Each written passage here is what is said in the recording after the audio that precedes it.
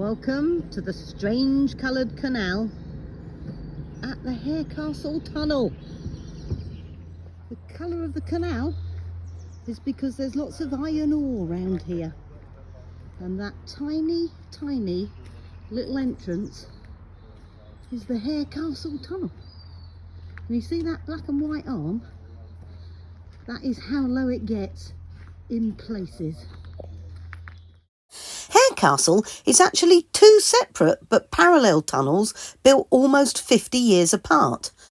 The first was designed by James Brindley and was completed in 1777.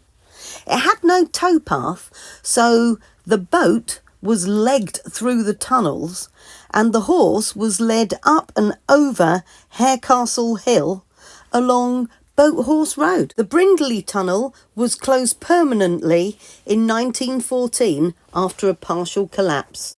Due to the amount of traffic and the slow process of legging, Brindley's Harecastle Tunnel had become a major bottleneck on the Trent and Mersey Canal. Thomas Telford was contracted to build a second tunnel. It was completed in 1827 after only 3 years. Importantly, it had a towpath, which meant the horses could tow the boats through the tunnel, make it much quicker. Inside the Telford Tunnel are a few smaller canal tunnels that connected directly to the coal mines.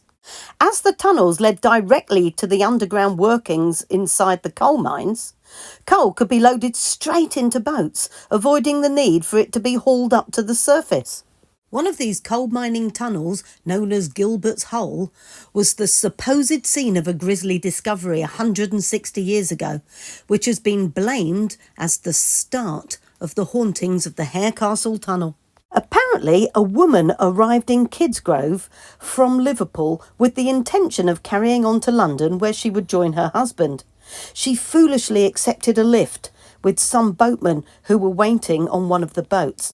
It is said that she was murdered by these two boatmen and her headless body was left in Gilbert's Hole. A sighting of her headless ghost is thought to mean doom and disaster. It is said that she is seen on the morning of North Staffage's worst mining disasters. More recent haunting took place in the 1990s. The story goes as follows.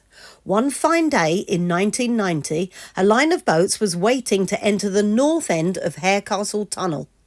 The last boat heading north came out of the tunnel, and the tunnel keeper said it was okay for us to go in. No, shouted the steerer of the emerging boat. There's an old working boat following us. We can still see its headlamp. So we all waited, but no more boats came out. So we started to untie our boats and get ready to enter the tunnel. Suddenly, the leading cruiser came backwards out of the tunnel. He was right. There is a boat coming this way. We all waited. Nothing came out of the tunnel. The leading cruiser went into the tunnel for a second time, only to come flying out at full throttle backwards. The steerer was white as a sheet and trembling from head to toe. Here it comes, it almost ran us down that time, he cried, and stopped to watch, except nothing came out of the tunnel. Let me have a look, said the tunnel keeper. I'll come into the tunnel with you. And he stepped onto the cruiser. Suddenly, the steel barrier swung across right through the cruiser's window. 6 strong men tried, but they couldn't shift the barrier.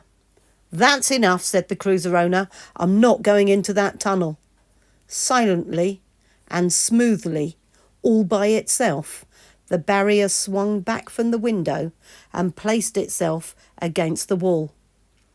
The cruiser went back the way he'd come, and we all set off into the tunnel. The ghost boat with its light had vanished without a trace. We all went through the tunnel and saw nothing.